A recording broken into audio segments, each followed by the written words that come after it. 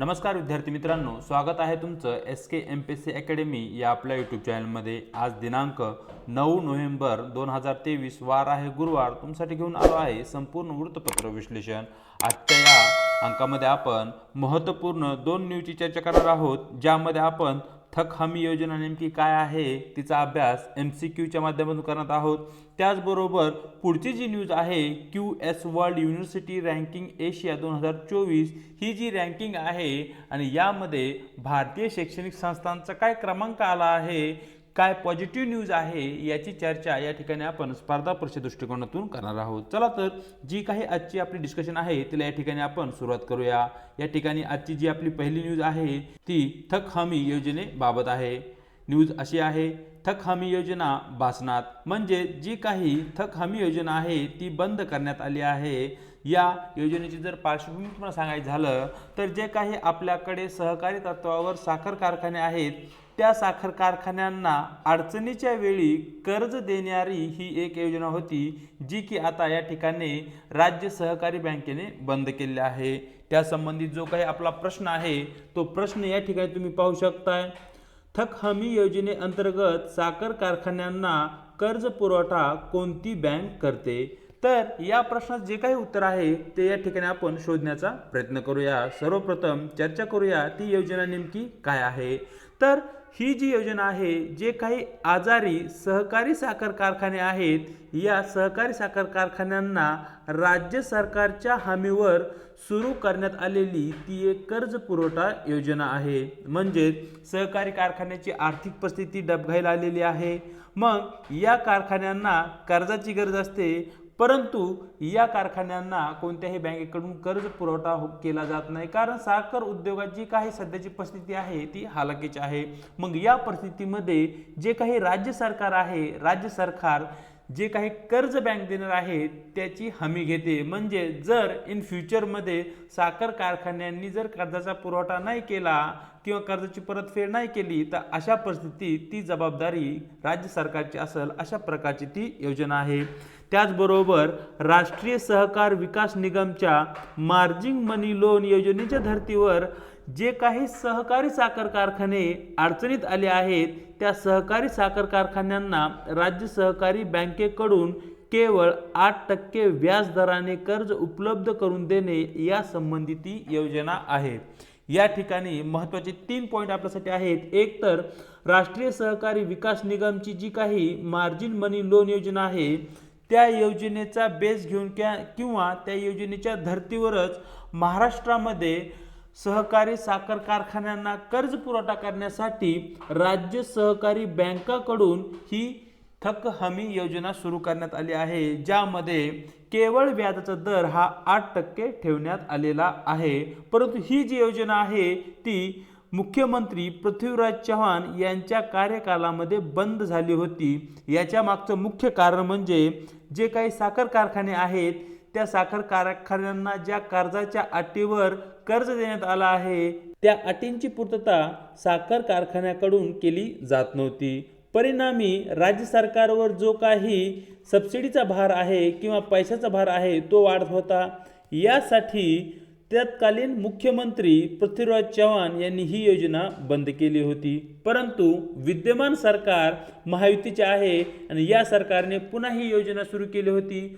परंतु या ठिकाणी आता स्वतः राज्य सहकारी बँकेनेच या ठिकाणी जे काही सहकारी साखर कारखाने आहेत त्यांना कर्ज पुरवठा करण्यासंबंधी असमर्थता या ठिकाणी दर्शवलेली आहे। अशा प्रकारची ती न्यूज आहे। अशा प्रकारे या ठिकाणी आपण इन डिटेलमध्ये थक हमी योजना समजून घेतली। आता जो आपला प्रश्न आहे त्या प्रश्नाचं उत्तर पाहूया। सर्वप्रथम प्रश्न पाहूया, थक हमी योजनेअंतर्गत साखर कारखान्यांना कर्ज पुरवठा कोणती बँक करते? ज्यामध्ये पर्याय ए रिझर्व्ह बँक ऑफ इंडिया। या ठिकाणी रिझर्व्ह बँक ऑफ इंडिया कसल्याही प्रकारे त्यांच्या ग्राहकांना कर्जाचा पुरवठा करत नाही, जसे की SBI करते। तशा प्रकारचे ग्राहक या ठिकाणी रिझर्व्ह बँकेकडे नसतात। रिझर्व्ह बँकेचे ग्राहक कोण आहेत? तर ज्या कमर्शियल बँक आहेत, ज्या व्यापारी बँक आहेत, ज्यामध्ये HDFC बँक असेल, स्टेट बँक ऑफ इंडिया असेल, येस बँक असेल, या ज्या बँक आहेत त्या खऱ्या अर्थाने रिझर्व्ह बँक ऑफ इंडिया जी की भारताची मध्यवर्ती बँक आहे त्या बँकेचे ग्राहक असतात। म्हणजे पर्याय क्रमांक ए या ठिकाणी डिलीट होतो। नंबर 2 आहे स्टेट बँक ऑफ इंडिया, जिला की आपण SBI बँक असे म्हणतो। या ठिकाणी पर्याय क्रमांक बी हाही चुकीचा आहे। नंबर सी जिल्हावर्ती बँक, चूक।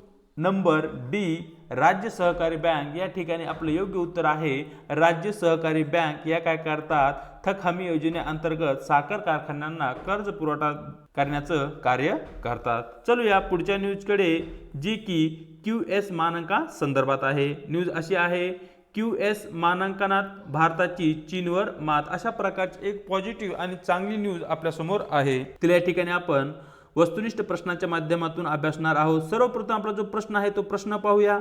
QS world university ranking Asia 2024 नुसार भारतातील कोणत्या शैक्षणिक संस्था पहिल्या 100 स्थानामध्ये आहेत, अशा प्रकारचा आपला प्रश्न आहे। सर्वप्रथम जे काही आपला प्रश्न आहे त्याचं उत्तर या ठिकाणी आपण आता शोधण्याचा प्रयत्न करूया, चर्चा करूया। QS world university ranking Asia, तर या ठिकाणी समजून घ्या, एशिया खंडामध्ये किंवा आशिया खंडामध्ये ज्या काही उच्च शिक्षण देणाऱ्या संस्था आहेत विविध देशाच्या, त्या उच्च शिक्षण देणाऱ्या संस्थांच्या क्वालिटीनुसार या ठिकाणा 1, 2, 3 अशा प्रकारची रँकिंग या ठिकाणी QS world university ranking Asia या संस्थेकडून दिली जाते। मग या ठिकाणी ही जी संस्था आहे ती उच्च शिक्षणासंदर्भात जे काही मानांकन आहे त्या मानांकनानुसार ती यादी प्रसिद्ध करते। हा पहिला पॉईंट या ठिकाणी आपल्यासाठी महत्त्वाचा आहे। या ठिकाणी भारतासंबंधी जे काही अहवाल आले आहेत, जे काही पब्लिकेशन आले आहेत ते पाहूया। भारताच्या सर्वप्रथम एकूण नवीन 37 भारतीय शिक्षण संस्थांचा या ठिकाणी या यादीमध्ये नव्याने प्रवेश करण्यात आला आहे। म्हणजे नवीन आपल्याकडे ज्या काही शिक्षण संस्था उच्च शिक्षणामध्ये स्थापन होत आहेत त्यांची गुणवत्ता चांगल्या प्रकारे असल्याचं हे एक दोत या ठिकाणी असलेलं आपल्याला दिसतं। सर्वप्रथम सर्वाधिक 148 भारतीय शिक्षण संस्थांना या ठिकाणी QS world university ranking Asia 2024 या लिस्टमध्ये स्थान मिळाले आहे, जे की चीनपेक्षाही अधिक आहे। हा पॉईंट या ठिकाणी आपल्यासाठी महत्त्वाचा आहे।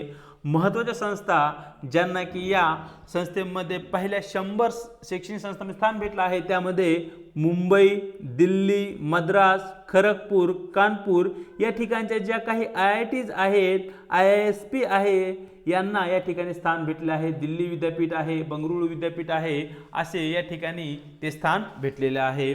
पुढे इन डिटेलमध्ये जर या न्यूजची आपण चर्चा केली तर भारताच्या 148 शैक्षणिक संस्थांचा या यादीमध्ये समावेश झाला आहे, तर त्या ठिकाणी 133 संस्था या चीनच्या आहेत। आशियामध्ये 40व्या क्रमांकावर मुंबई IIT, जी की आपल्या देशातील नंबर 1 स्थान असलेली संस्था म्हणून पुढे आली आहे। आणि 2024च्या यादीनुसार जर आपण पाहिलं, चीनमधील पेकिंग विद्यापीठ हे आशियातील सर्वोत्तम विद्यापीठ म्हणून पुढे आलेलं आहे। नंबर 2 वर या ठिकाणी आपल्याला हाँगकाँग विद्यापीठ आणि नंबर 3 वर सिंगापूरमधील राष्ट्रीय विद्यापीठ हे या ठिकाणी आपल्याला दिसते। तर अशा प्रकारे QS world university ranking Asia 2024 ची या ठिकाणी आपण चर्चा केली। आता जो आपला प्रश्न आहे त्या प्रश्नाचं या ठिकाणी आपण उत्तर शोधण्याचा प्रयत्न करूया। प्रश्न पुन्हा एकदा पाहूया। QS world university ranking Asia 2024 नुसार भारतातील कोणत्या शिक्षण संस्था पहिल्या 100 स्थानामध्ये आहेत?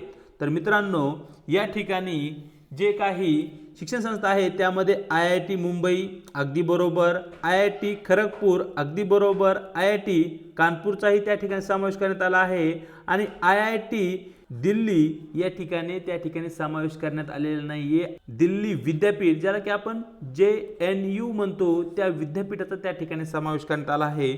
म्हणजेच या ठिकाणी 1, 2 आणि 3 बरोबर असल्या कारणाने आपले योग्य उत्तर राहील पर्याय क्रमांक A, केवळ 1, 2, 3 बरोबर।